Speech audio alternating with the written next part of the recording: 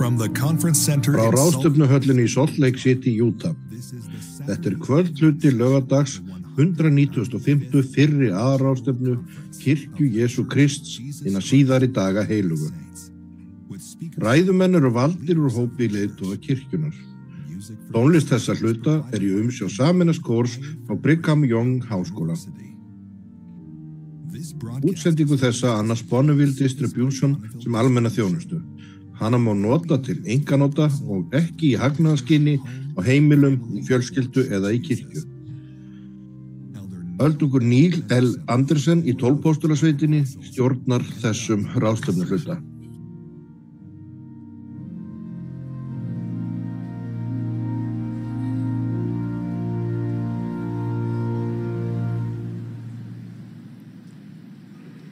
Bræður og systur, verið velkomin á kvöldhluta laugardags 195. fyrri aðalráðstefnu Kirkju Jesú Krists hinna síðari daga heilugu. Við biðjum þess að þið verið blessuð og styrkt þegar þið takið þátt með okkur. Russell M. Nelson, forseti, sem horfir á ráðstefnuna á heimili sínu, hefur beðið mig að stjórna þessum hluta. Tónlist þessa hluta í umsjá Sameinast-kórs frá Brigham Young Háskóla undir stjórn Andrews Crane, Sonju Polter og Brent Swells við orgelleik Lindu Margets og Joseph Peoples. Við hefjum þennan hluta á því að kórinn syngur Hail the Day That Sees Him Rise. Inngangsbæn flytur síðan öldungur Edward af hinum 70. Og að honum loknum syngur kórinn Sweet is the peace the gospel brings.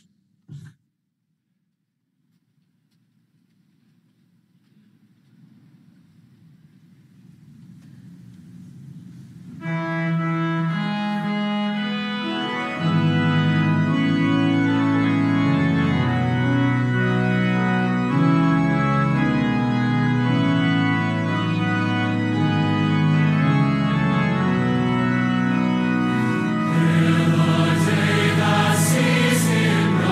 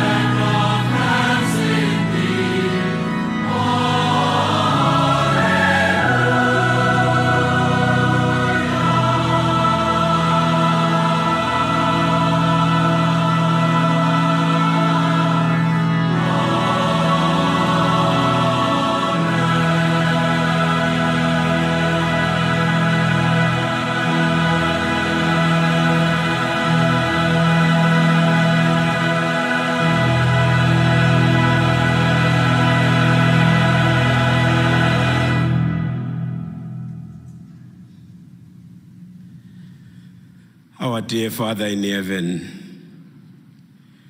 we come before thee Kæri himneski Faðir, við komum fram fyrir þér með þakklæti í hjörtum okkar fyrir þennan páskatíma, þar sem við hugsum til friðþægingarfórn sonar þíns, okkar frelsara Jesú Krists. Við erum þakklátt. Við þakkum þér fyrir endurreist fagnaríðsins á þessum síðari dögum með spámennum, sjáendum og opinberendum. Við þig að blessa okkar kæra spámann Russell Nelson forseta með góða heilbrigði og með styrk. Við að blessa þau sem munu tala til okkur að þau boðskap sem þau hafa undirbúið munu berast í hjörtum meðlima og alla þau sem eru samankomin hér allan heim. Ef við hlustum á þessa skilaboð að hjálpa okkur að fylgja því sem andinn innblæsir okkur, að við getum verið með meiri gleði í lífinu. Biðjum því að vernda og blessa trúbónum allan heim svo þeim munu vera leiðbind. Í nafni Jesú Krists. Amen.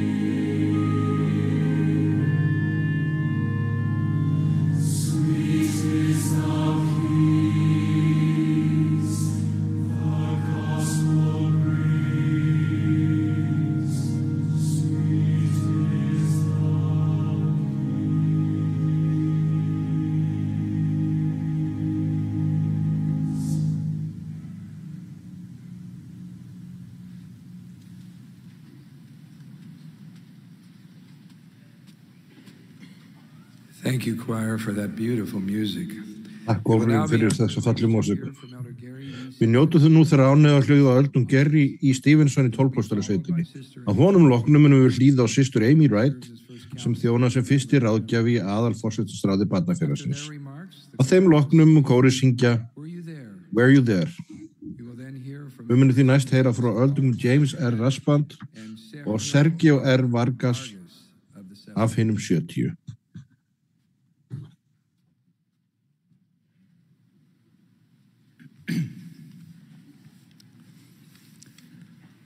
At the end of a long overseas assignment, Erlendis fórum ég og Lisa, eiginkona mín, inn í flugstöðina til að búa okkur undir eitt flug til viðbótar, næturflug til að komast heim.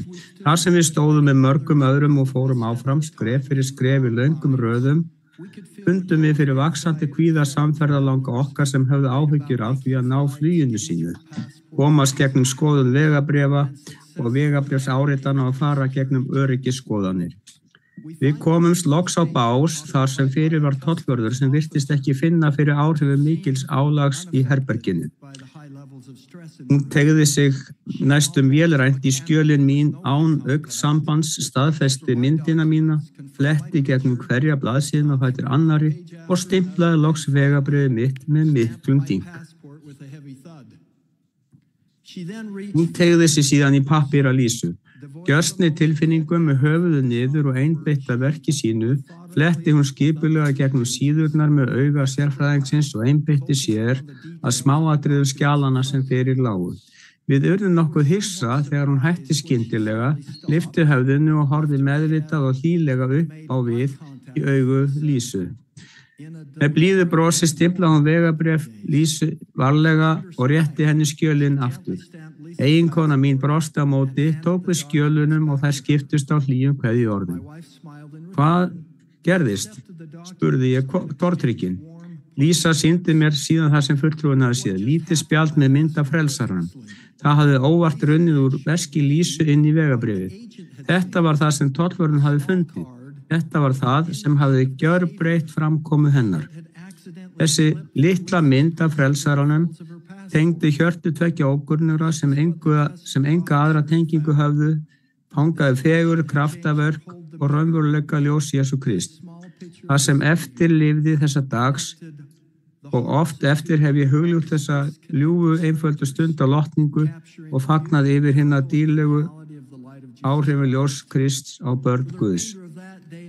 Við erum fylgjandi Jesú Krist og leitumst bæði við að meðtaka og miðla ljósi hans.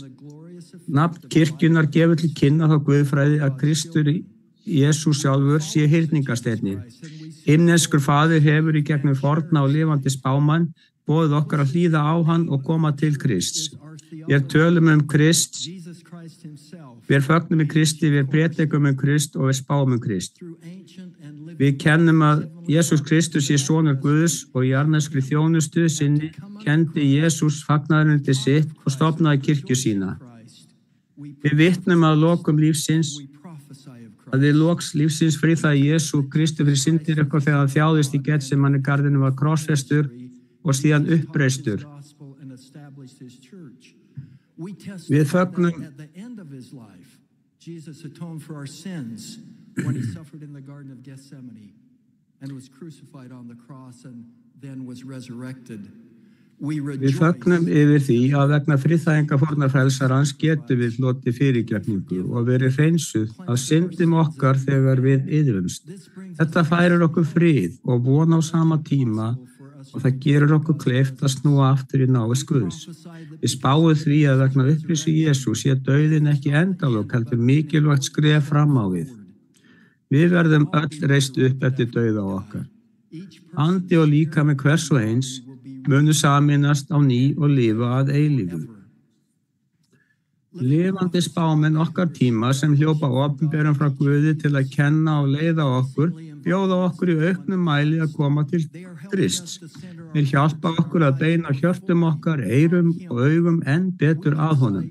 Við gætum nefnt fjölda dæma breytingar og umbætur sem æðsta forsætisráðið hefur tilkynnt sem eru gerðar til að beina okkur að Jesú Kristi. Nokkrar þeirra eru til að mynda.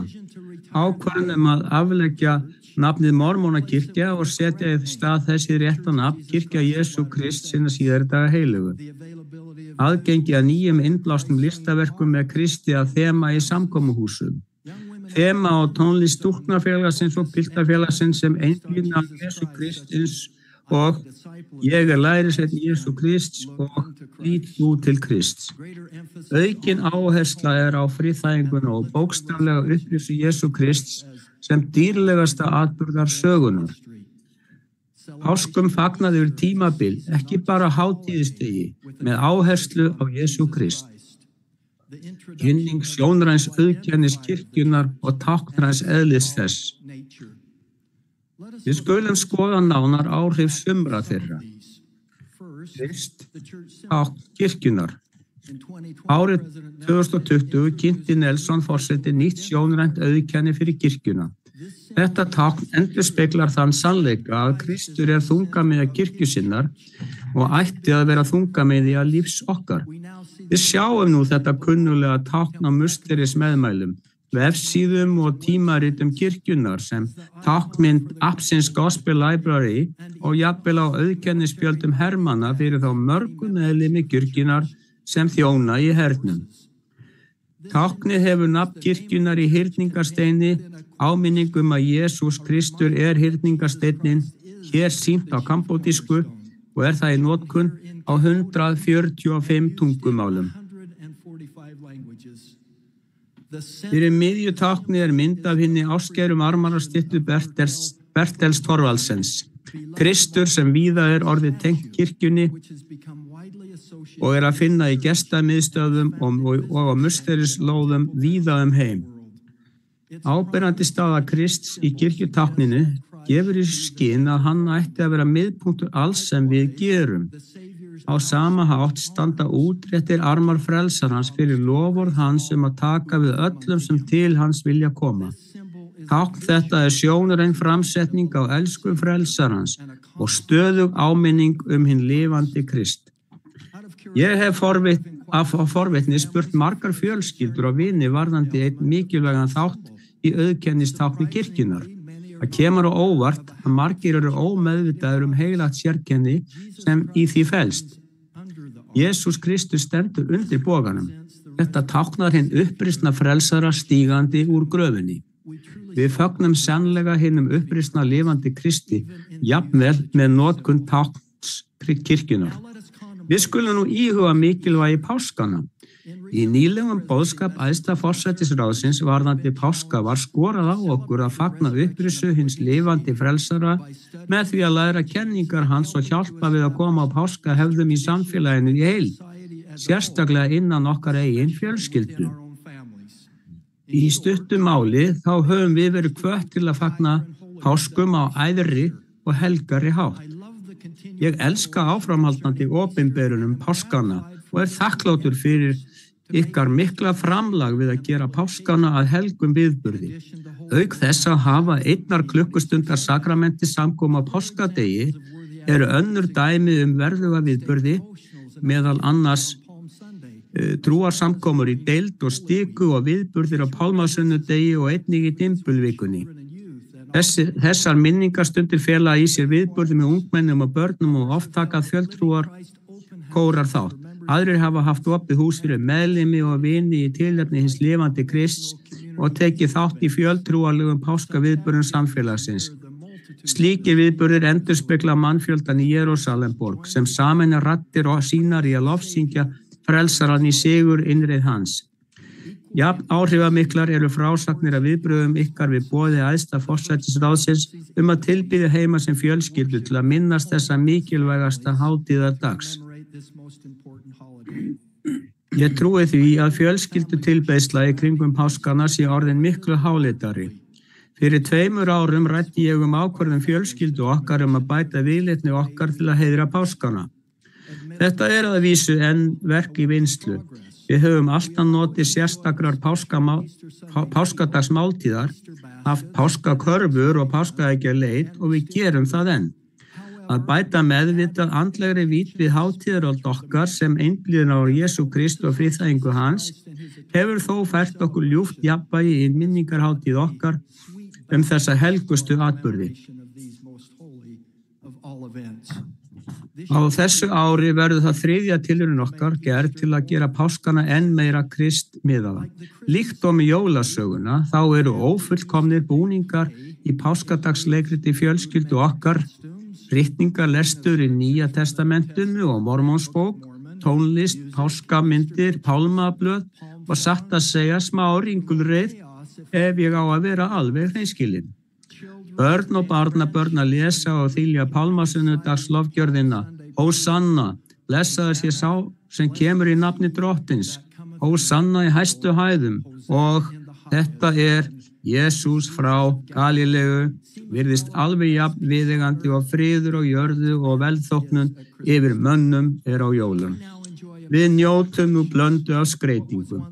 Það sem eitt sinn var nær eingöngu kanínur og páskaegg nú í jafnvægi við Krist og myndir af tómri gröfinni og uppreisnum frelsaranum birtast í garðinu fyrir utan gröfina og frelsaran hann birtist nefítunum. Við keppum líka að því að gera páskana að tímabili frekar en bara einum degi. Við reynum að vera samræðuhæfari, hugulsamari og hátíðlegri á pálmasunnudegi og föstudeginu langa og varðandi hérna helgu atburði sem áttir sér stað í dymbilvikunni.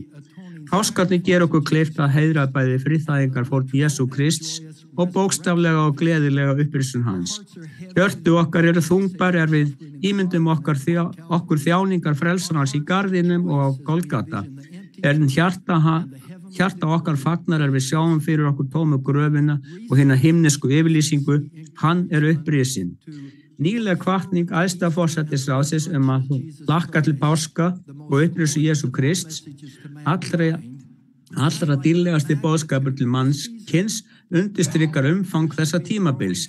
Þótt að virðist vera vaxandi tilhnæging meðal ýmissa kristinna guðfræðinga að líta á upprisuna í óeiginlegri og táknarefnu samhengi, þá staðfestum við kenningu okkar að upprisan þýði að allir sem lifað hafa muni rísa upp og upprisan sé bókstafleg. Eins og allir deyja vegna sambands síns við Adam, svo munu allir lífgaðir verða vegna sambands síns við Krist. Jesús Kristur rauf helsi dauðans fyrir hverja lifandi sál. Við undrum sannlega yfir þeirri náð sem Jesús býður okkur. Við tökum til okkar orð hans. Enginn á meiri kærleik en þann að leggja líf sitt í sölurnar fyrir vini sína.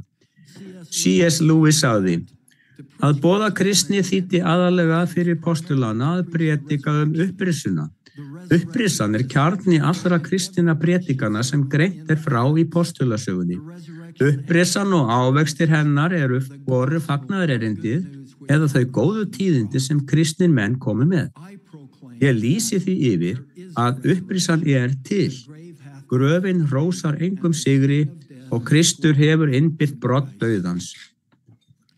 Að lokum ber ég vitni að öll þau sem þiggja boð okkar lifandi spámanns og ráðgjafa hans að minnast vísvitandi á betri hátt hinna helgu atburða sem páskarnir standa fyrir, munu finna samband sitt við Jesú Krist verða stöðugt sterkara.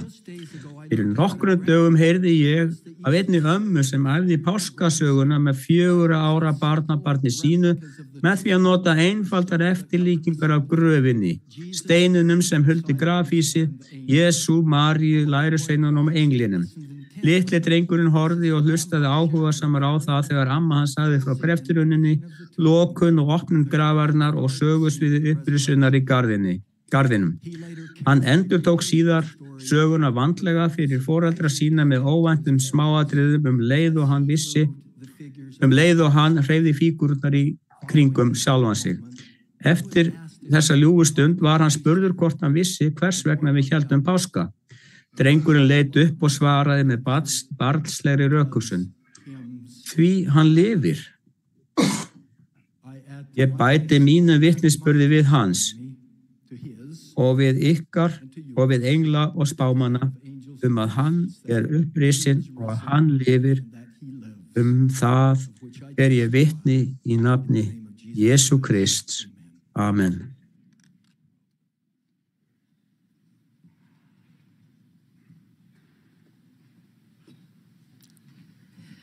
Þegar sonur okkar var í 4. bekk, setti bekkurinn hans upp hermistjórn, þar sem Elí var kosin af jafnöldrum sínum til að þjóna sem bekkjardómari. Dag eitt kom sitjandi dómari úr umdæmi 2 í heimsókn. Klæddi Elí embættiskirkju sinni og lét síðan bekkinn sverja embættiseið.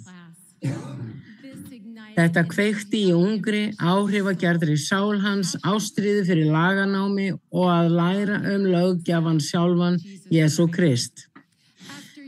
Eftir margra ára iðni og ástundun fékk Elí boð viðtal við einn af helstu valkostum hann laganám. Hann sagði, mamma, ég var spurður 10 spurninga. Lokaspurningin var, hvaðan færð þú hinn siðferðilega áttavita? Ég sagði í gegnum söguna hefði mannkynið þróað siðferðiskerfið sitt með því að móta líf sitt út frá erkitýpum. Sú erkitýpa siðferði sem ég leitaðist við að móta líf mitt út frá Jesú Kristur. Ég sagði að ef allt mannkyn fylgdi kenningum Jesú Krist í fjallræðinni, væri heimurinn betri, friðsælli staður. Svo hlauk viðtalinu og hann hugsaði með sér. Þar fara æskudraumar mínir. Enginn í veraldlegu fræðisamfélagi vill heyra Jesú Krist. 2 vikum síðar fékk Elí inngöngu og skólastyrk. Áður en hann skuldbatt sitt, heimsóttum við háskólasvæðið.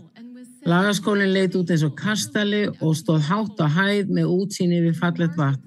Eftirtektarvert að þegar við gengum hið stórbrotna bókasafn og virðulega ganga þess, fundum við tilvitnanir í fjallræðina á fánum og í steinristum. Fjallræðan vissulega athyglisverðasta ræða sem flutt hefur verið. Brautryðjandi í kenningum sínum. Engin önnur ræða getur hjálpað okkur að skilja betur eiginleika Jesú Krist, guðlega eiginleika hans og loka takmark okkar að verða eins og hann. Ævistarf okkar sem lærisveinar Jesú Krist hefst á heimilum okkar og í barnafélaginu við 18 mánaða aldur. Við viljum að börn okkar trúi á Jesú Krist, tilheyri Jesú Kristi og kirkju hans í gegnum sáttmála og leitist við að verða eins og Jesú Kristur. Fyrsta lagi, trúið á Jesú Krist. Eftir ræðuna brauð lífsins voru margir af lærisveinum drottins sem áttu erfitt með að meðtaka kenningar hans og því hurfu margir þeirra frá og voru ekki framar með honum. Jesús sneri sér þá til hennar 12 og spurði mjög dapurlegar spurningar. Ættið þið að fara líka? Pétur svaraði, Drottinn, til hvers ættum við að fara? Þú hefur orð eilífs lífs. Við trúum og vitum að þú ert hinn heilagi Guðs. Og þú ert sonur hins lifandi Guðs. Eins og Pétur sýndi fram á, að þá að trú á eitthvað eða fallast á eitthvað sé sannleikur og ef að trú okkar á að leiða til sálihjálpar verður til þess að hafa Drottinn Jesú Krist að þungamiðju. Við iðkum trú á Jesú Krist þegar við erum fullviss að hann lifi, höfum skilning á sannum eiginleikum hans og eðli og vitum að við erum að keppast að því að lifa samkvæmt vilja hans. Okkar áskæri spámaður Russell M. Nelson sagði, trú á Jesú Krist undirstaða allra trúar og lykill að guðlegum krafti. Hvernig getum við hjálpað börnum að styrkja trú sína á Jesú Krist og fá aðgang að guðlegum krafti hans? Við þurfum ekki að horfa lengra en til sjálfs frelsarans. Drottinn talaði til þeirra og mælti, sjá, ég Jesú Kristur, rísið á fætur og komið til mín. Mannfjöldinn gekk fram og þrýsti höndum sínum á síðu hans og fann naglaförin á höndum hans og fótum. Og þannig hélt fólkið áfram, hver af öðrum. Og allir sáu með augum sínum og fundu með höndum sínum og vissu með öruggri vissu og báru því vitni að þetta var sá. Ég býð ykkur að hugleiða hvernig þetta getur litið út í lífi ungra barna. Heyra þau vitnisburði Jesú Krist og fagnaðarerindi hans. Sjá þau lotninga fullar, tilbeiðslumyndir af þjónustu hans og guðdómi. Skynja þau og bera kennsl á heilagan anda að vitni raunveruleika hans og guðleika, ekki að þau boðskap hans og ætlunarverk. Í öðru lagi, tilheyrum Jesú Kristi og kirkju hans. Þjóð Benjamíns konungs upplifði gjörbreytingu í hjarta og helgaði líf sitt vilja Guðs með sáttmála. Vegna sáttmálans að þau gerðu við Guð og Jesú Krist voru þau nefnd börn Krists, synir hans og dætur hans. Við sem meðlimir kirkju Jesú Krist hinna síðardaga heilugu höfum þá sáttmáls ábyrgð að byggja upp ríki hans og búa okkur undir endurkomu hans. Hvernig getum við hjálpa börnum að gera og halda helga sáttmála?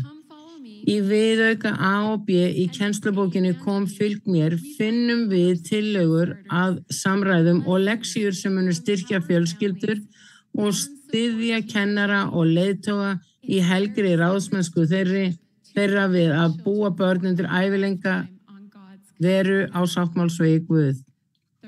Í þriðja lagi, verðum eins og Jesú Kristur. Í Mormonsbók áminnti frelsarinn hina nýkölluðu lærisveina sína að líkja eftir sér eins nákvæmlega og mögulegt væri. Hvers konar menn ættu þér þá að vera? Sannlega segi yður alveg eins og ég.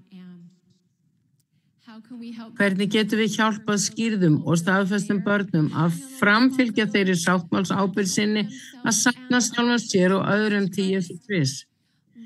Ævistarf sem lærisveit krefst þess að við séum gerendur orðsins og eigi aðeins heyrendur þess.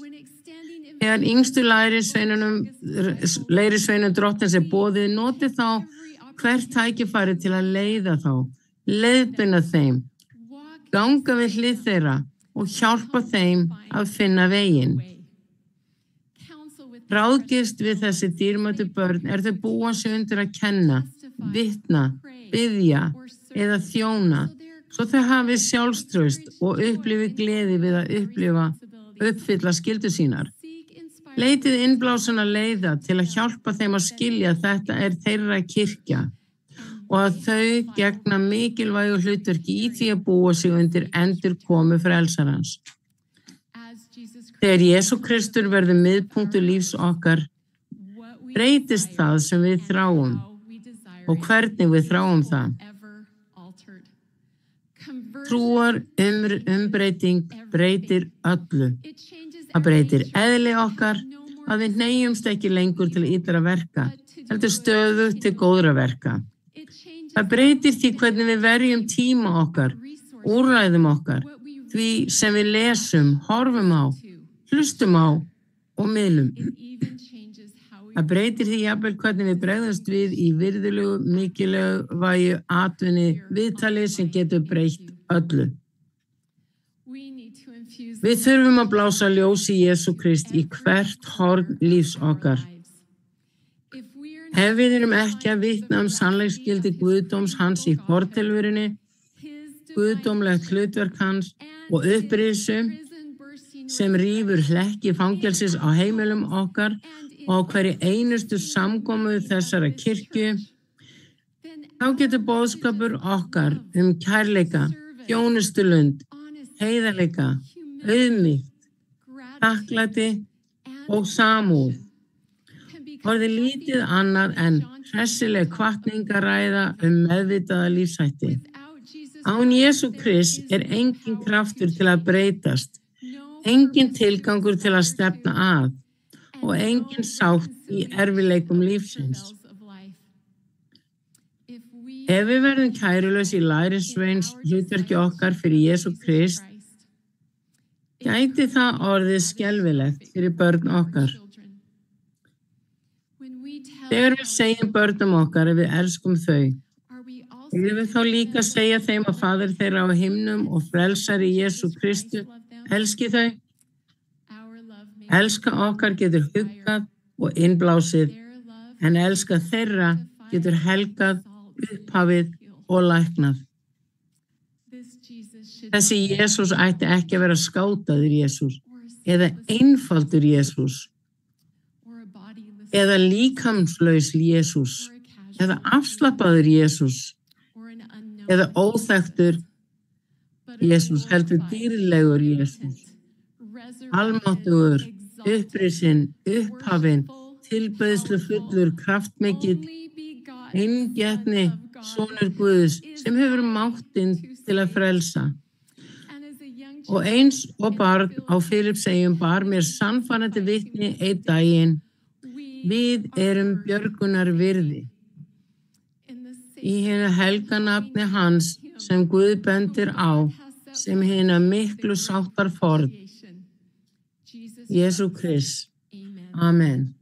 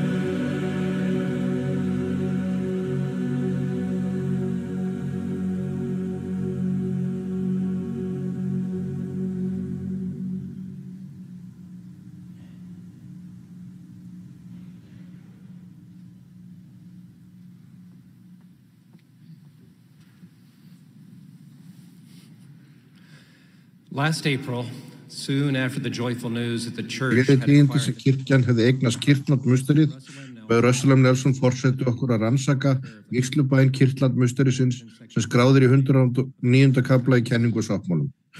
Nelson forseti sagði vígslubæinn að vera kennsluefni það hvernig musteri veitir okkur andlegan kraft til að takast á við áskorunni lífsins á þessum síðustu dögum.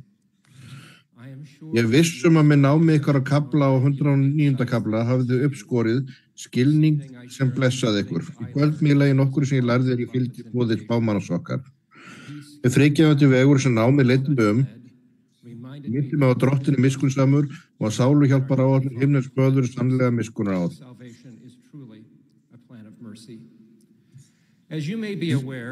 Nýkallaði trúboðar í þjónandi musteri. Eins og ykkur kunnum þá eru nýkallaði trúboðar hvattir að taka á móti musteriskjöf með fljótt auðir og sækja musterið heim eins og ofta aðstæði leyfa.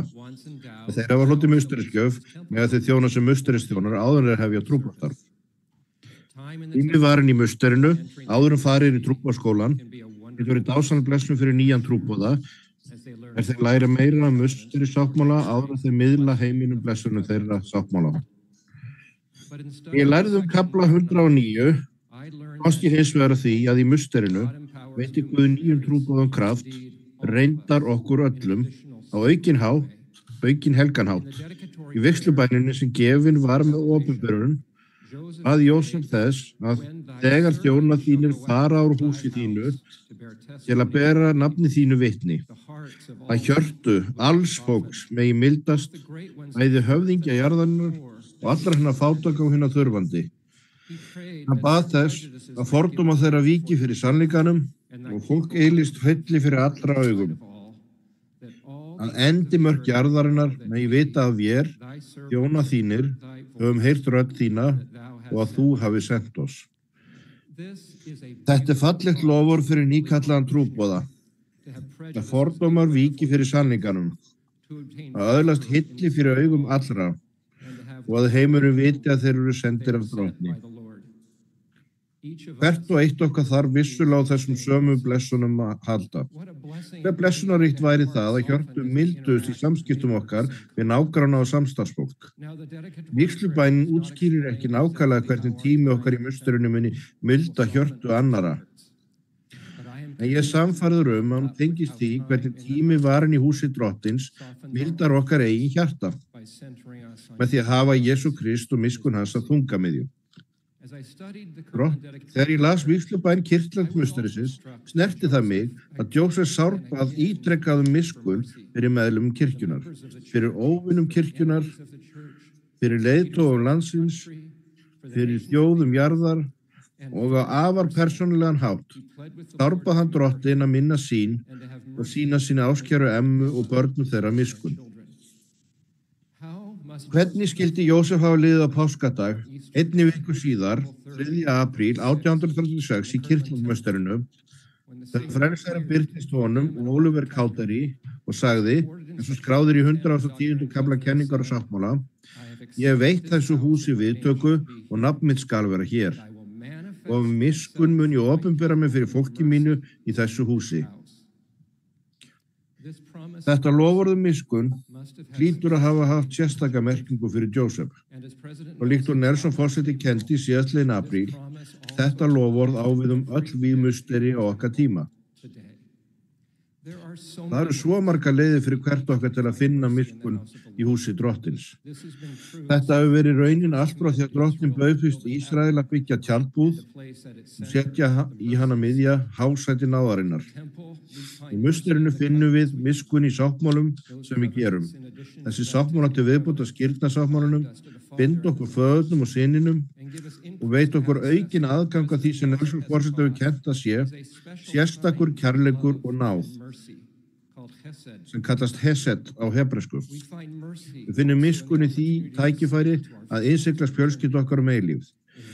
Í musterinu munum við einnig skilja með dýpri skýrleika að sköpunin, fallið, friðþægingarfólk frelsarans og geta okkar til að komast aftur í návist himnes böður.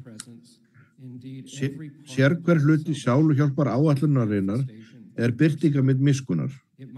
Vissulega væri hægt að segja að sáluhjálpar áætlunin sem sáluáætlun einmitt vegna þess að hún miskunnaráætlun.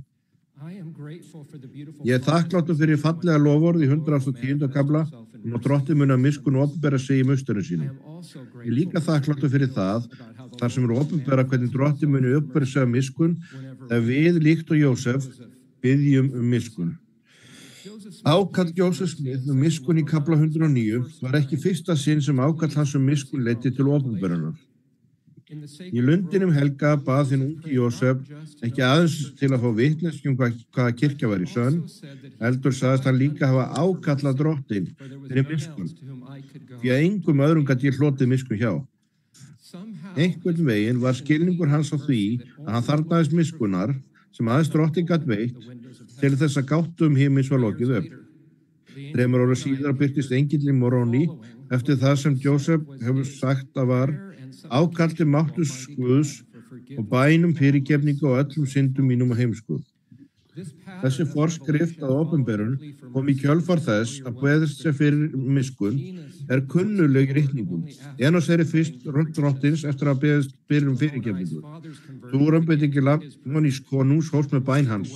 Ég mun láta á öllum syndum mínu til að þekkja þig. Ef til vill hefur ekki blessum með þessu sömu dramatísku upplifunum. En fyrir þá sem eiga stundum erfitt með að finna svör við bænum, þá það að leita miskunnar Drottins en áhrifaríkasta leiðin til að skynja vitnisburðs heila sanda. Svipur regla kennd á fallegan hátt í Moroni 10:3-5. Við dyttum okkur oft leið þessi vers til að kenna að við getum einlægri bæn komist að sannleiksgildi Mormonsbókar. Þessi stytting getur hins vegar vanrækt í mikilvæga hlutverk miskunnar. Hlustu á það hvernig Moroni byrja hvatningaróð sín. Ég hvet yður, þegar þið lesið þetta, að þér hafið það hugfast hve miskunnsamur Drottinn hefur verið mannanna börnum frá sköpun Adams og allt fram til þess tíma ef þið meðtækið þetta og ígrundið það í hjörtum yðar. Moroni hvetur okkur ekki aðeins til að lesa þessa hluti. Heimildirnar sem hann var í það mund að innsigla heldur líka að ígrunda í hjörtum okkar og Mormonsbók opinberar það hve miskunnsamur Drottinn hefur verið mannanna börnum. Það ígrundun miskunn Drottins sem býr okkur undir það að spyrja Guð, hinn eilífa föður, í nafni Krists, hvort þetta ekki sannleikur. Þegar við ígrundum Mormonsbók, gætum við spurt, það raunverulega satt eins og Alma kendi, að miskunnaráætlun Guðs tryggi að sérhver einstaklingur sem nokkuð tíman hefur lifað þessari jörðu muni rísa upp og hann verið endurreistur í sínu réttu og fullkomnu umgjörð. Hefur Amúluk rétt fyrir sér? Getur miskunn frelsarans fullnægt öllum raunverulegum kröfum rétti síðar sem við á öðrum kosti væri skuldbundin til að greiða og í þessi stað umvöða okkur örmum öryggisins. Það satt, líkt og Alma vitnaði að Kristur hafi ekki aðeins þjáðst fyrir syndir okkar, heldur líka fyrir sársauka okkar og þrengingar, svo hann gæti vitað hvernig fólki hans verið best liðsynt í vanmætti þess. Drottinn virkilega svo miskunnsamur, líkt og Benjamin konungur kendi, hann hafi sem eldur gjaldslausa gjöf friðþægt fyrir syndir þeirra sem dáið hafa án þess að þekkja vilja Guðsvarandi þá, eða sem syndgað hafa óvitandi. Það satt sem Lehi sagði, Adam féll svo menn mættu lifa og menn lifa svo þeir megi gleði njóta?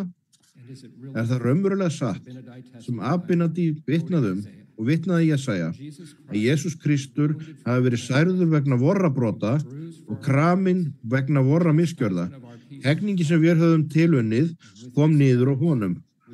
Fyrir hans benjar eru við heilbrigðir. Í stuttum máli áætlun föðursins eins og hún kennd í Mormonsbók í raun svona miskunnsum. Ég ber vitni það að hún það. Og hinar friðgefandi og vonarfullu kenningar miskunnar í Mormonsbók eru sannar. Samt get ég ímyndað mér að einhverjir, þrátt fyrir trúfastan lestur og bænur, eigi erfitt með að gera sig grein fyrir loforði Moronais að himnesku faðir muni opinbera yfir sannleiksgildi þess fyrir kraft heyra sanda.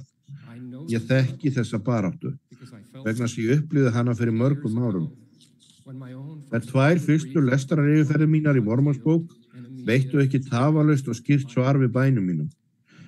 Ef þið glímið við þetta, býð ég ykkur að fylgja leiðsögn Moronæs að ígrunda þá mörgu vegu sem Mormonsbók kennir. Hve miskunnsamur Drottinn hefur verið mannanna börnum. Byggt á reynslu minni, vona ég að þegar þið gerið það, geti friður heilags anda ná til hjartna ykkar og þið geti vitað, trúað og skynjað að Mormonsbók og miskunnaráætlun sem hún kennir eru sannar. Ég tjái þakklæti mitt fyrir hina miklu miskunnaráætlun föðursins og fyrir fúsleika frels til að framfylgja henni. Ég veit að hann mun opinbera sig í miskunn í sínu heilaga musteri og öllum sviðum lífs okkar. Ef við leitum hans, í nafni Jesú Krists. Amen.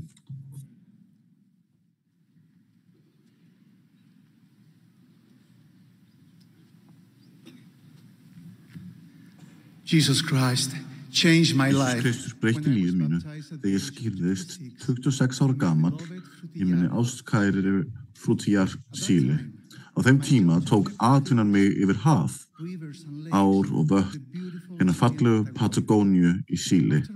Eftir skírn mína sá ég atvinnuna mína í nýju og öðru ljósi og vissi sannlega að allir hlutur sýndu fram á að Guð til. Í náttúrunni fæðist lax við uppsprettar ána. Á einhverjum tímapunkti í lífi sínum fyrir þeir að synda niður ána til að komast í sjóinn, þar sem þeir finna þá næringu og aðstæður sem nauðsynlegar eru fyrir þroska þeirra. En hafið er líka hættulegur staður, þar sem rándýr leynast og þar sem fiskimenn reyna að veiða laxinn með lokkandi önglum sem líkast við fæðu en eru ekki nærandi. Ef seiðin fá liða þessar ógnir af, mun þau geta notað sitt öfluga leiðarkerfi til að synda aftur upp eftir ánni á sama stað og þau fæddust á og takast á við nýjar kunnlega áskoranir.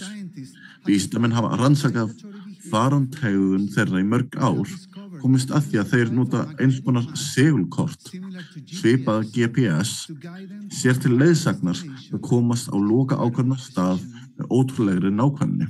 Við getum öll dag eitt snúið aftur til himnesku heimkynna þann sem við komum. Eins og laxinn þá höfum við okkar eigið segulkort eða ljós Krists til að leiða okkur þangað. Jesús kenndi lærisveinum sínum, ég er vegurinn, sannleikurinn og lífið. Enginn kemur til föðurins nema fyrir mig. Þegar við beinum lífinu að Jesú Kristi, munum við finna leiðina heim með því að standast allt til enda og fagna allt til enda. Nelson forseti kendi að gleðin sem við finnum hefur lítið að gera með okkar lífsins aðstæður en þess meira með það sem við einblínum á í lífinu. Í fjölskyldueyfirlýsingunni lesum við hvert okkar er ástkær andasonur eða dóttir himneskra foreldra og sem slík á hvert okkar sér guðlegt eðli og örlög. Í fortilverunni þekktu og tilbáðu andasynir og dætur Guð, hann sem eilífan föður og samþykktu áætlun hans, en samkvæmt henni gátu börn hans hlotið efnislíkama og öðlast jarðneskal reynslu til að feta í átt að fullkomnun og að lokum gera að veruleika guðlegu örlög sín sem erfingjar eilífs lífs. Áður en Jesús Kristur fæddist inn í jarðlífið, birtist hann Móse, tala til hans fyrir hönd föðurins. Drottinn sagði Móse að hann hefði mikið verk fyrir hann að vinna. Á þeim fundi kallaði Drottinn hann nokkrum sinnum son sinn. Eftir þá upplifun kom Satan og freista hans og sagði, Móse, mannssonur, tigna þú mig.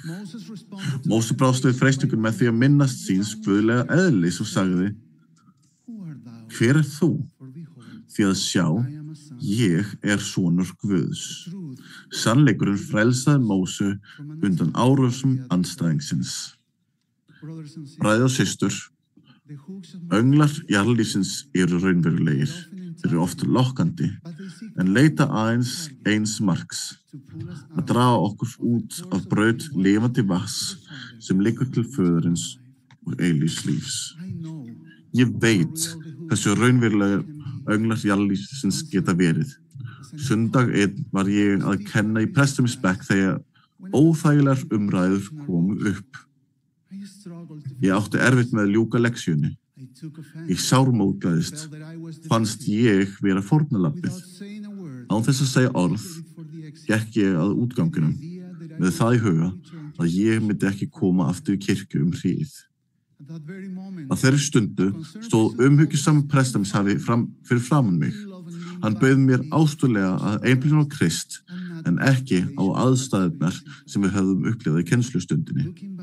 Þegar ég lít tilbaka og hugsa þessa upplifun með honum, þá sagði hann við mig að hann hefði heyrt rödd segja við sig: farðu á eftir honum, hann mér mikilvægur. Kæru vinir, við erum öll honum mikilvæg. Nelson Forseti kenndi: vegna sáttmála okkar við Guð mun hann aldrei þreytast á viðleitni sinni við að hjálpa okkur og við munum aldrei þurrausa hina náðarsamlega þolinmæði hans til okkar. Tilvitnun lýkur. Guðlegt eðli okkar og sáttmálsamband við Guð veitir okkur rétt á guðlegri hjálp. Á sama hátt og lax þarf að næra sig í sjónum til að geta vaxið, þá þurfum við líka að næra okkur sjálf andlega til að forðast að deyja úr andlegri vannæringu. Bænin, breytingarnar, musterið og regluleg mæting á sundagssamkomur eru mikilvægur þáttur okkar andlega matseðlis. Í nóvember 1956 steig Ricardo García ofan í Skírnavatni í Síle, var það með fyrsti meðlumi kirkjunnar í mínu landi. Alls einum degi áður en hann dó, lýsti hann yfir frammi fyrir fjölskyldu sinni og vinum. Fyrir mörgum árum buðu trúboð mér að vera hamingjusamur með fjölskyldu minni. Ég hamingjusamur maður. Segið öllum í Síle að fagnaritið sé hamingjan. Eftir að Ricardo hafði verið nærður fagnariti Jesú Krists, helgaði hann allt sitt líf því að þjóna Guði og náunga sínum af kærleika. Lærisveins fordæmis hans hefur blessað kynslóðir, þar á meðal mig. Líkt og spámaðurinn Joseph Smith kenndi: maður sem uppfull af elsku Guðs lætur sér ekki nægja að blessa einungis fjölskyldu sína, heldur leitar út allan heim og umhugað að blessa allt mannkyn. Djúpt innra með hverju okkar býr þrá að snúa aftur til okkar heimkynna og Jesús Kristus okkar himneska leiðakerfi. Hann vegurinn. Friðþægjarfórn hans gerir okkur mögulegt að gera helga sáttmála við Guð. Þegar við höfum gert sáttmála, munum við stundum synda á móti straumnum. Hætta, vonbrigði, freistingar og óþægindi munu reyna á trú okkar og andlegan styrk. Biðjum hjálp. Jesús Kristus skilur og ávallt fús til að deila byrðum okkar. Hafðu hugfast að hann var harmkvæla maður og kunnugur þjáningum. Frelsarinn sagði: í heiminum hafið þér þrenging, en verið hugraustir. Ég hef sigrað heiminn. Friðþægjarfórn hans gerir mögulegt að syndir okkar séu fyrirgefnar, að því marki að hann minnist þeirra ekki lengur. Við gleymum kannski ekki syndum okkar arðgæðlega sem hluta af okkar jarðnesku lærdómi, svo við munum eftir að endurtaka þær ekki. Þess í stað munum við minnast hans þegar við meðtökum sakramentið í kirkju á hverjum sunnudegi. Þessi helgiathöfn nauðsynlegur hluti tilbeiðslu og andlegra framþróunar. Gleði hlýst þegar við skiljum að þetta ekki bara eins og hver annar dagur. Hvíldardagurinn varð til fyrir mannin, í þeim tilgangi að veita okkur hvíld frá heiminum og endurnýja líkama okkar og anda. Við munumst hans líka þegar við förum í mustrið, hús Drottins. Mustrið veita okkur dýpri þekkingu á Jesú Krist sem þungamiðju sáttmálans, sem leiðir okkur til eilífs lífs, mestu allra gjafa Guðs. Mustrið sókn hefur veitt mér huggun og mikla von eilíf örlög okkar. Ég hef upplifað himnesks tengsl við fólk beggja vegna hulunar. Ég séð læknandi kraftaverk í lífi ungra barna minna, en 2 þeirra lifa með ósýnilega sjúkdóma sem krefjast daglegrar umönnunar það sem eftir þessa lífs. Fjölskylda okkar gleðst þegar við miðlum sæluætluninni. Andlit barna minna ljóma þegar þau heyra að Jesú Kristi sé þakkir fyrir að þrengingar þeirra aðeins vari örskamma stund. Við elskum börn okkar afar mikið og við vitum að einhvern daginn, eins og Jeffrey R. Holland, forseti kendi, munu þau standa frammi fyrir okkur, dýrleg og mikilfengleg, hrífandi fullkomin í líkama og anda. Sáttmála okkar færa okkur nær Guði að því marki að gera hið ómögulega mögulegt, fylla hvert rými myrkurs og efa með ljósi og friði. Þökk sé Kristi að það von og vel grundvallaðar ástæður fyrir því að halda áfram að elska, biðja og styðja þá sem okkur annt Ég veit að hann lifir. Hann þekkir okkur og hann elskar okkur. Hann vegurinn, sannleikurinn og líf heimsins. Ég býð okkur öllum í dag að hafa Jesú Krist og kenningar hans að þungamiðju í lífi okkar.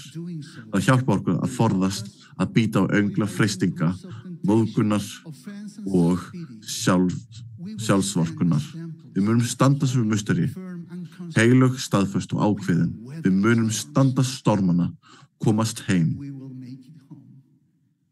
standast allt til enda og fagna allt til enda í nafni Jesú Krists. Amen.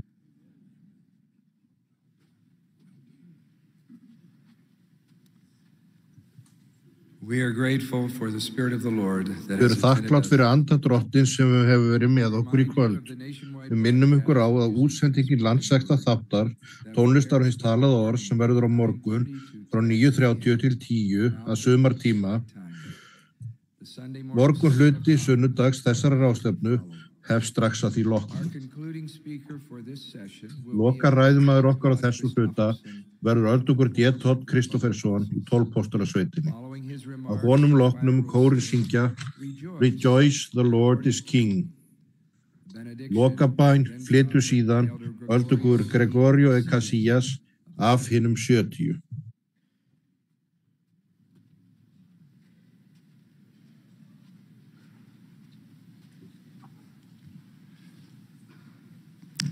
Now, when Jesus was born in Bethlehem, Jesús var fæddur í Betlehem í Júdeu á dögum Heródesar konungs og með vitringar frá Austurlöndum til Jerúsalem og sagðu, hvar hinn nýfæddi konungur gyðinga? Við sáum stjörnu hans renna upp og erum komnir að veita honum lotningu. Vitringarnir eins og þeir eru stundum kallaðir voru skynsamir í því að finna og tilbiðja Messías. Fyrir þá fólst tilbeiðsla í því að krúpa frammi fyrir honum og færa honum gjafir úr gulli og dýrmætar ilmandi kryddjurtir. Hvaða þýðingu hefur það fyrir ykkur og mig að tilbiðja Guð? Þegar við hugsum tilbeiðslu beinast hugsanir okkar yfirleitt að því hvernig við sýnum trúarlega hollustu bæði í einkalífi og í kirkjuþjónustu. Þegar ég hef íhugað tilbeiðslu sem beinist að himneskum föður og ástkærum syni hans frelsara okkar, hafa 4 hugmyndir komið upp í hugann. Í fyrsta lagi, tilbeiðslu athafnir okkar. Í öðru lagi, viðhorf og tilfinningar sem hæfa tilbeiðslu okkar. Í þriðja lagi, einlægni tilbeiðslu okkar. Og í fjórða lagi, þörfin á því að líka eftir hinu heilugu verum sem við tilbiðjum. Í fyrsta lagi það tilbeiðslu athafnir okkar. Eitt algengast og viðkvæmasta tilbeiðslu formið að koma á helguðu svæði til að framkvæma tilbeiðslu athafnir. Drottinn segir, og þú skal fara í hús bænarinnar svo að þú getur enn betur haldið þér óflekkuðum frá heiminum og færa sakramenti þín á helgum degi mínum. Þetta auðvitað megin hvatning okkar til að byggja kirkjuhús. En ef nauðsyn krefur mun óhelga rými duga ef við getum séð til þess að það sé einhver leyti helgað. Mikilvægast það sem við gerum þegar við söfnum saman á degi Drottins. Að sjálfsögðu klæðum við okkur eins vel og við getum eftir eigin efnum, en ekki óhóflega, heldur hóvarlega, til að sýna virðingu okkar og lotningu fyrir guðdóminum. Hegðun okkar samsvarandi lotningafull og virðingarfull. Við tilbiðjum að því að sameinast í bæn. Við tilbiðjum að því að syngja sálma, ekki bara hlusta á sálma, heldur syngja þá. Og við tilbiðjum að því að leiðbeina og læra hvert af öðru. Og Jesús segir, minnstu þess að á þessum drottins skalt þú frambera fórnargjafir þínar sem merkir fórnir þínar, tíma, hæfileika eða úrræði í þjónustu við Guð og náunga og sakramenti þín fyrir hinum æðsta, játa syndir þína fyrir bræðrum þínum og fyrir drottni. Við komum ekki saman til að skemmta á öðrum eða láta skemmta á okkur, eins og til dæmis með hljómsveit, heldur til að minnast hans og vera betur frædd í fagnaðarerindi hans.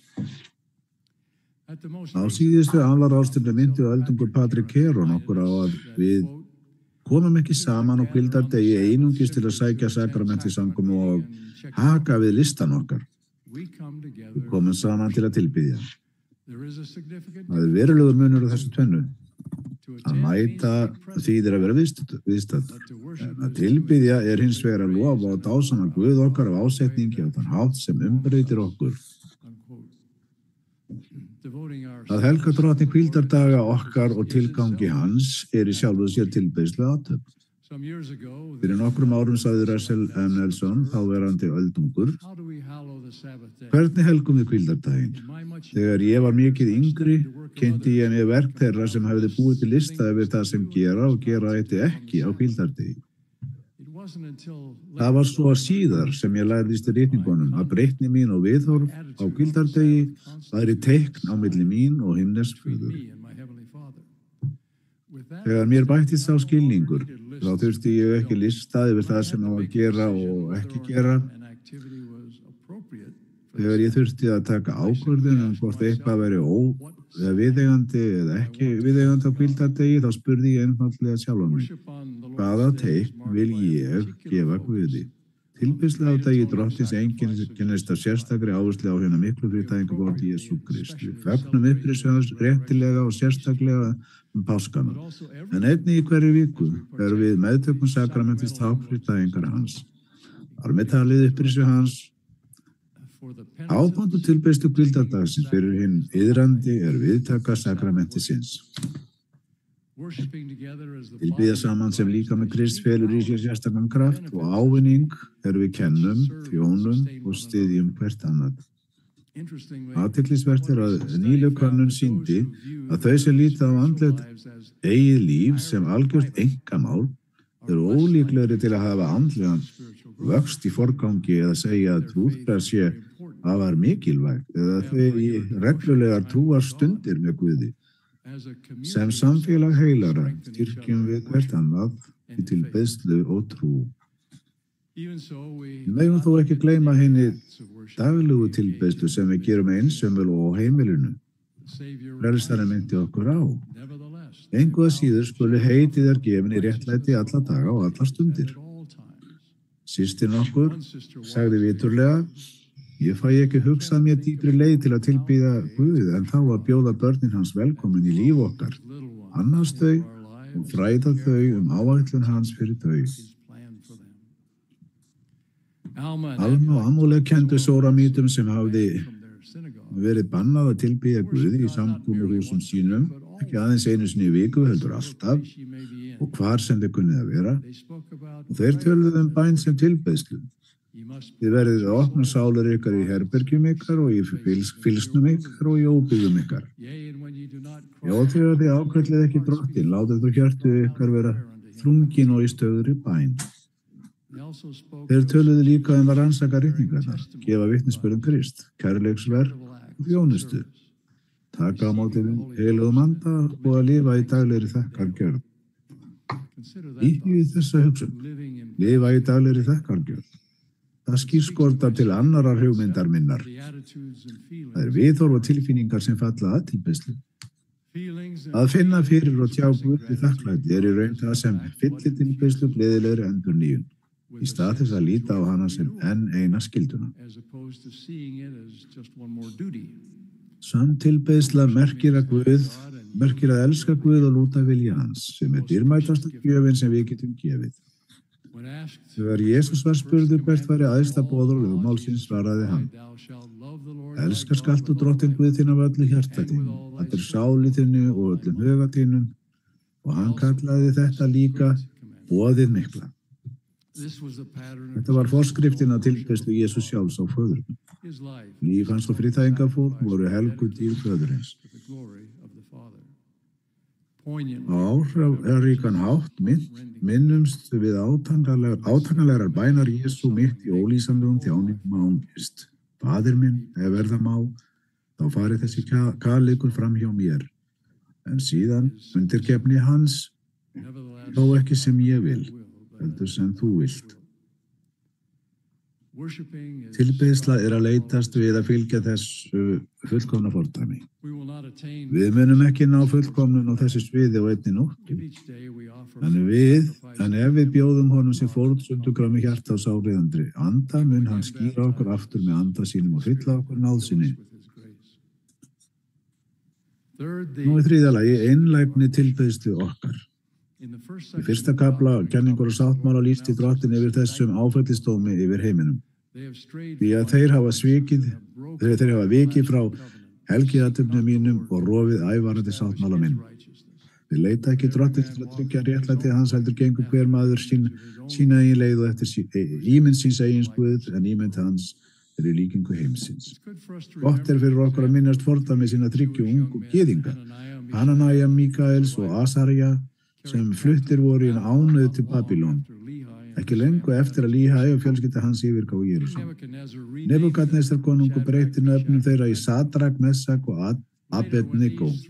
Síðar þegar þessir 3 neituðu að tilbiðja líkneski sem Nebukadnesar hafi látið setja upp, bauð Nebukadnesar að þeim yrði varpað í eldsofn og mælti: Hver sá Guð yður megi frelsa úr mínum höndum? Þið munið eftir djarfu svarið þeirra: Ef Guð vor sem vér dýrkum vill frelsa oss, þá mun hann frelsa oss úr eldsofninum, brennandi, og af þinni hendi, konung. Og þótt hann láti þó ógerð, skaltu vita samt að við munum hvorki dýrka þína Guði, konungur, né tilbiðja líkneskið sem þú hefur látið reisa. Ofninn var svo heitur að þeir sem hentu þeim í hann létu lífið, en Sadrak, Mesak og Abednego sluppu ómeiddir. Nebukadnesar sagði þá: Lofaði sig Guð þeirra Sadraks, Mesaks og Abednego sem hefur frelsað þjóð sína, og lögðu líkama sína í sölurnar svo að þeir þurftu ekki að dýrka eða tilbiðja annan Guð en sinn Guð. Þeir treystu Jehóva til björgunar, en þótt hann léti það ógert, það er að segja, þótt Guð hefði ekki komið í veg fyrir dauða þeirra, þá urðu þeir honum samt áfram trúir. Hvað eina sem settir ofar tilbeiðslu á föðurnum og syninum verður skurðgoð. Þeir sem hafna Guði sem uppsprettur sannleikans eða afneita allri ábyrgð gagnvart honum gera sig í raun sjálfa að eigin Guði. Sá sem tekur hollustu sína við aðila eða málstað sem fram yfir guðlega leiðsögn tilbyður falsguði. Jafnvel þeir sem tilbyðja Guð en halda ekki boðar hans ganga sína eigin leið. Þeir nálgast mig með vörum sínum en eru fjarrir mér í hjarta sínum. Markmið tilbeiðslu okkar miðast eingöngu við hinn eina sanna Guð og þann sem hann sendi Jesú Krist. Að lokum þá það þörfin á að líkjast eftir föðurnum og syninum. Hvernig við lifum gæti endanlega verið besta, einlægasta tilbeiðslu formið. Að sýna hollustu okkar þýðir að líka eftir föðurnum og syninum. Rækta eiginleika þeirra og persónuleika í okkur sjálfum. Ef eftirherma er einlægasta form smjáðurs, eins og orðatiltæki segir, þá gætum við sagt með tilliti til guðdómsins að eftirbreytni sé einlægasta form dýrkunar. Í þessu felst til viðvarandi breytni af okkar hálfu til að leita heilanleika. Að verða líkari Kristi er einnig eðlilegur ávöxtur tilbeiðslu athafnar okkar.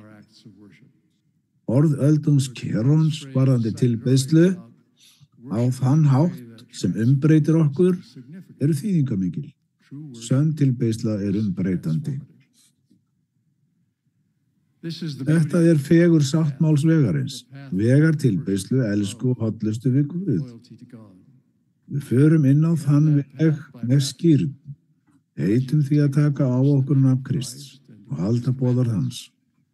Við hljótum gjöf heilags anda, boðbera náðar frelsarans sem endurreisir og hreinsar okkur af synd þegar við iðrumst. Við gætum jafnvel sagt að með því að iðrast séum við að tilbiðja hann. Í kjölfarið fylgja fleiri helgiathafnir prestamissins og sáttmálar sem gerður í húsi drottins sem helga okkur enn frekar. Helgiathafnir musterisins mynda æðra tilbeiðslu form. Russell M. Nelson forseti hefur útskýrt að hver karl og hver kona sem tekur þátt í helgiathöfnum prestamissins og gerir það og heldur sáttmála við Guð hefur beinan aðgang að krafti Guðs. Þetta ekki einungis kraftur sem við notum til að þjóna og blessa. Það einnig hinn guðlegi kraftur sem verkar í okkur við að fáa og hreinsa okkur. Þegar við göngum sáttmálsveginn og opinberast hinn helgandi kraftur guðleikans í okkur.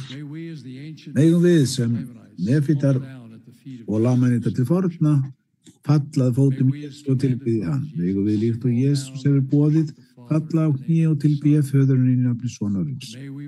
Megum við meðtaka heilagan anda og gefa hjarta okkar Guði, hafa enga aðra Guði en hann og líka eftir persónuleika Jesú Krists í lífi okkar sem lærisveinar hans. Ég ber vitni að þegar við gerum það, munum við upplifa gleði í tilbeiðslu. Í nafni Jesú Krists. Amen.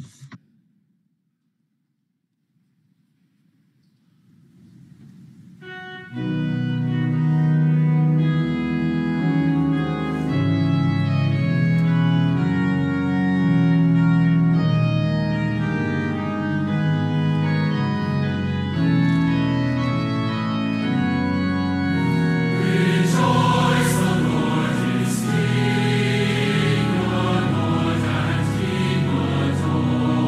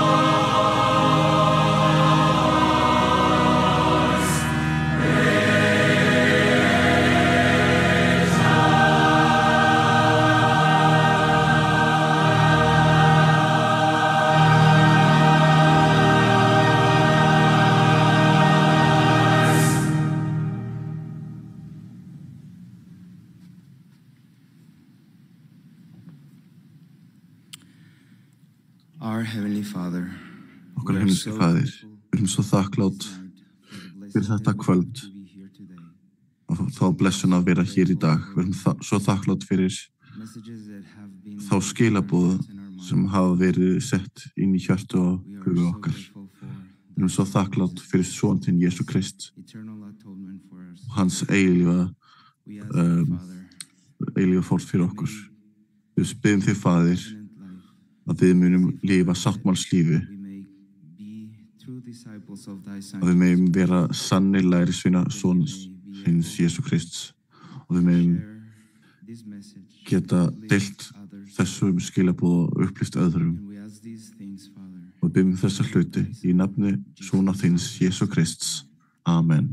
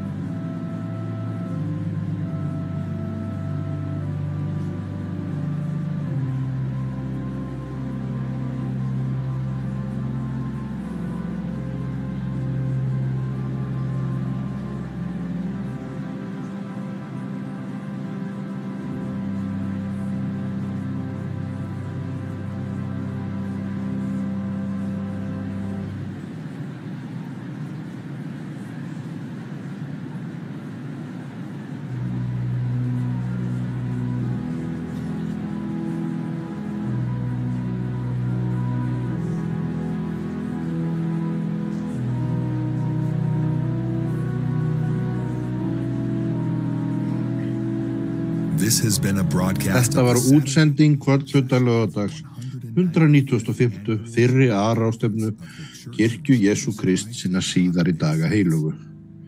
Ræðumenn voru valdir úr hópi leiðtoga kirkjunnar. Tónlist þessa hluta flutti sameinaður kór frá Brigham Young háskóla. Öllum velkomið að skoða og miðla boðskap þessarar og annarar ráðstefna á churchofjesuschrist.org. Útsendingu þessa annars Bonneville Distribution sem almenna þjónustu. Hana má nota til einkanota og ekki í hagnaðarskyni á heimilum, í fjölskyldu eða í kirkju. Höfundaréttur 2025 Intellectual Reserve Incorporated. Allur réttur áskilinn.